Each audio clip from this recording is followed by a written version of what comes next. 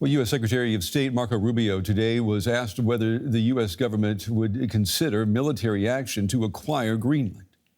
I think the White House said yesterday is what I will tell you now, and I've always said. The president always retained the option. Every president, not this president, every president always retains the option. I'm not talking about Greenland. I'm just talking about globally. If the president identifies a threat to the national security of the United States, every president retains the option to address it through military means. As a diplomat, which is what I am now, and what we work on, we always prefer to settle it in different ways. All right, for more now, I'm joined by Alexandra Mortensgaard. She is from the Danish Institute for International Studies. It's good to have you with us. You know, in the span of 24 hours, we've gone from the White House reserving the right to use military force to take Greenland to the U.S. Secretary of State emphasizing a diplomatic path here. What's your read on this? Yeah, thanks for inviting me. I think it's very difficult to really kind of get one read on what is going on right now. This has been going on for more than a year, of course, so this is not new for Greenland or for Denmark. But it seems like Marco Rubio is taking a more diplomatic line, of course, than Trump himself, but also a more diplomatic line than Trump's closest advisors and his vice president has been doing. So I think it's good news that Denmark and hopefully Greenland will have a conversation with the Secretary of State. The trouble is, of course, if the demand is still to kind of buy or control Greenland, then this becomes very difficult for the Danish government to really make any kind of headway on. And we understand that Secretary of State Marco Rubio, he's planning to meet with Danish officials sometime next week to talk about Greenland. I mean, what are you expecting from this meeting? Because there's no sign that the U.S. is dropping the idea of acquiring Greenland. Right. So earlier today, the agenda point for this meeting was some kind of acquisition, U.S. acquisition of Greenland. It seems that maybe this agenda has been loosened a little bit, but I think, you know, it still remains very problematic if this is kind of the main thing that the U.S. wants to discuss. So I'm a bit pessimistic about the outcome of this meeting. Mm-hmm. But I will say that it's good that there is some dialogue, because this is really, you know, neither Denmark and the U.S. nor Greenland and the U.S. have been talking much directly government to government lately. So in that sense, it's positive, I guess. The U.S. president says that America needs Greenland for national security. We know that there's already a U.S. military base in Greenland. Is the feeling in Denmark that America is correct when it says that Greenland has an important strategic importance for the Western Hemisphere? I definitely think that the read in both Denmark, the Danish government, and the same in Greenland is that there's a legitimate security concern from the U.S. about the geostrategic role and position of Greenland in relation to the U.S. So I think that has been kind of what the Danish government has been doing in the past years, trying to accommodate and meet these U.S. demands. The issue is, of course, that it seems to no longer just be about Arctic security and military presence in Greenland. It seems to be more of some kind of personal agenda from Donald Trump of expanding the U.S. territory and securing this kind of North American hemisphere, and kind of once again thinking in terms of the Monroe Doctrine and that hemispheric kind of approach to security. If the U.S. president continues pushing this idea of possibly purchasing Greenland, he is known for the art of the deal, Donald Trump. So let me ask you, if he says, I want to buy Greenland, do the Danes, do they have a price tag that they would put on the island? There's no mechanism for states to kind of sell off in the 21st century, sell off a part of their territory to big powers or their neighbors, and the Danish government is in no position to, offer Greenland away to U.S. in this way. This is solely up to the Greenlandic population to decide the future of Greenland. In the current situation, I find it very difficult to see a situation where Greenland wants to become part of the U.S. no matter how much is offered to Greenland, simply because of the developments we have seen in the past year and the level of disrespect that the Greenlanders feel from the U.S. Okay. Lynn, Alexandra, Mortensgaard, we appreciate your time and your insights tonight on a very fluid story. Thank you. Thank you.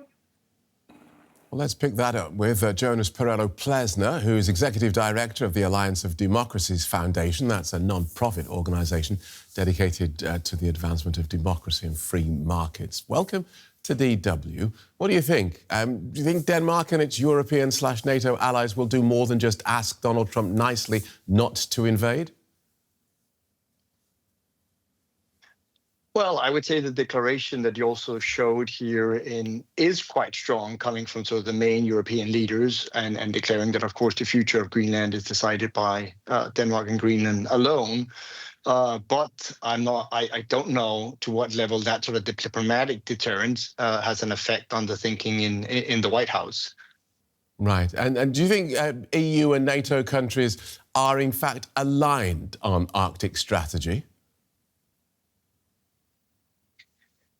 Yes, well, probably in the sense that they haven't thought that much about it. So I think for many, when we have these discussions about Greenland, I think a lot of European countries, this has not been foremost on their mind. It's, of course, been brought foremost to their minds by Donald Trump, claiming that the island should become U.S. territory.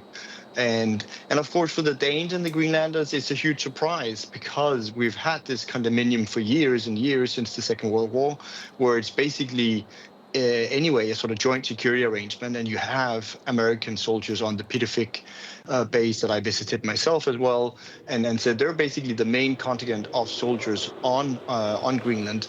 So the idea that if U.S. wanted a bigger security presence in Greenland, this could happen within the existing treaties, the bilateral treaties, and you could just expand the bases, as you also saw in your earlier programming that during the Cold War there were up to 15 American bases in Greenland. But of course, this doesn't seem to be what's at play somehow. It seemed to be very linked to this Trump's kind of personal ambition that the Western Hemisphere is his, and he would like to expand U.S. territory.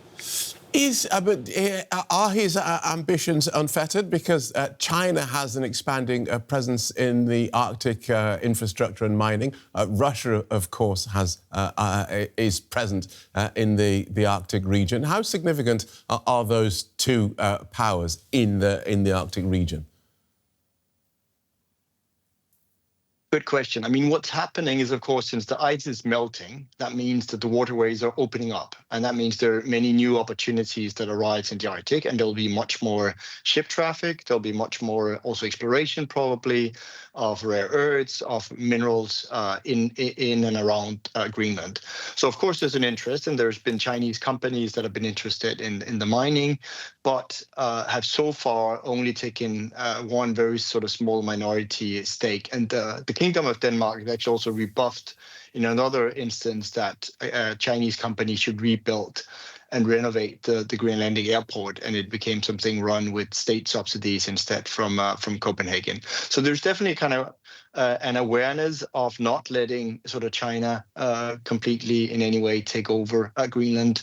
With Russia, there is an ongoing United Nations Law of the Sea claims where both the Kingdom of Denmark has filed their claims and Russia has filed their claims. And so far, that's actually been treated, even with Russia that sort of violated international law and attacked Ukraine so far by international law. But of course, if you see a Donald Trump completely eschew international law, this might also make the Russians more tempted to do something similar around the North Pole, where they claim a larger part than what Denmark and the Kingdom of Denmark recognizes as part of Russian territory.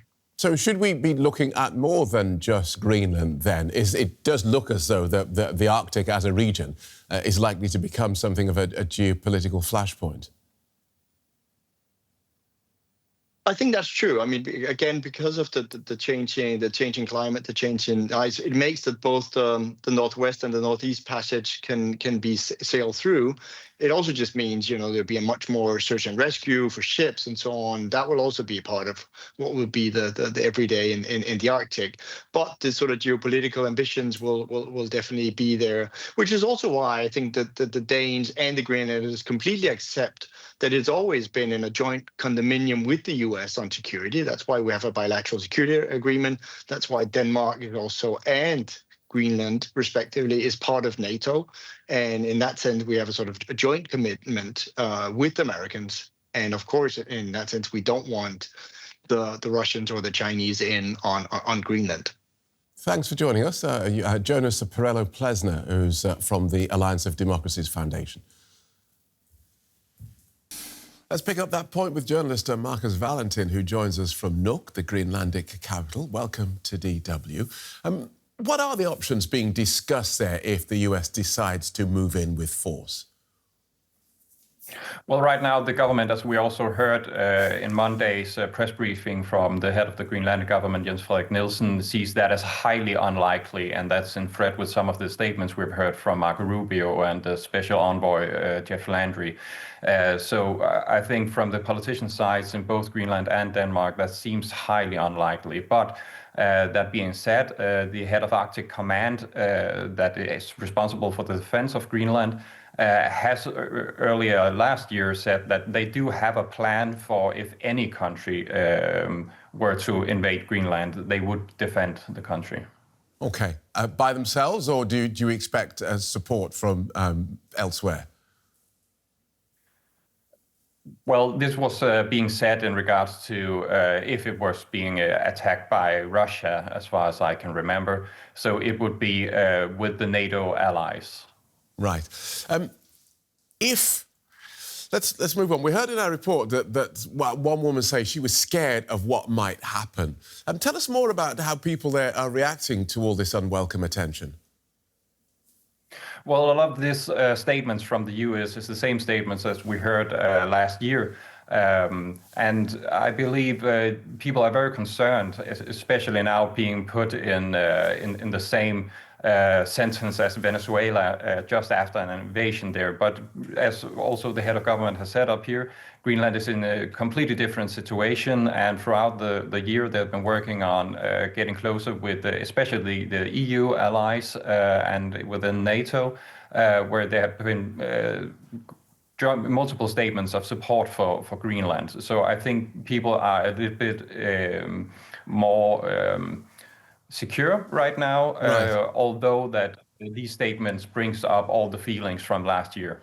Yeah, and those fears, what are people actually scared of? Are they scared of American boots on their ground? What were they actually scared of?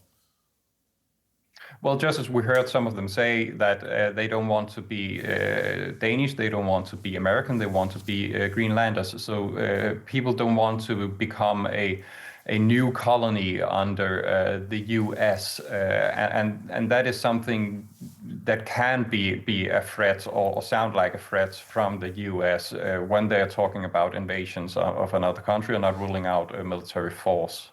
Let's talk about what we think President Trump wants. He insists that Greenland is vital for US national security. As we saw in the report, the US has a military base there, had one there since World War II. What more do you think he wants? Well, it's hard to say because there's been a defense agreement with Denmark and with Greenland since 1951, and that has been reinstated in the Igaliku agreement in 2004. So the US has a broad playing field. If they want new military bases, they can come to Denmark and Greenland and say that. During the Cold War, they had, I think, about 10,000 troops in Greenland, whereas now it's down to maybe a couple of hundreds. So if they wanted to amp up the defense, they can do that. They have been after Denmark and saying that Denmark isn't taking the responsibility seriously as far as surveillance goes. And in the last year, they have been amping up their resources in Greenland with multiple billion-dollar deals or two deals, trying to have a better surveillance of Russian submarines in the Gierk Strait between Greenland, Iceland, and the UK. Right. And what do people think of this reported option of America just buying Greenland? Well, I think what has come out from, I think it was the Economist that wrote about rumors for the first time 2 days ago or yesterday, that people in the Trump administration are working on maybe presenting a deal, a sort of a compact of free association to Greenland. And we can see some opposition politicians up here in Greenland from the party Nalarak has been talking about that they're expecting the U.S. to come with such an offer of a compact of free association, and that this offer will be more generous, maybe economically or maybe with other perks than the current law of home rule with Denmark. So I think a lot of the politicians up here in Greenland as well as in Denmark are just waiting to see what will this deal be and what it will put on the table. But it's also necessary to say that the government up here, they don't they see this as disrespectful, that you can just buy some people or buy Greenland, because they want to go back to status quo with a good relationship with the U.S. in a respectful tone, have investments in the mining industry and trade and work on that. That's very clear, Markus. Thanks for joining us. Markus Valentin in Nuuk.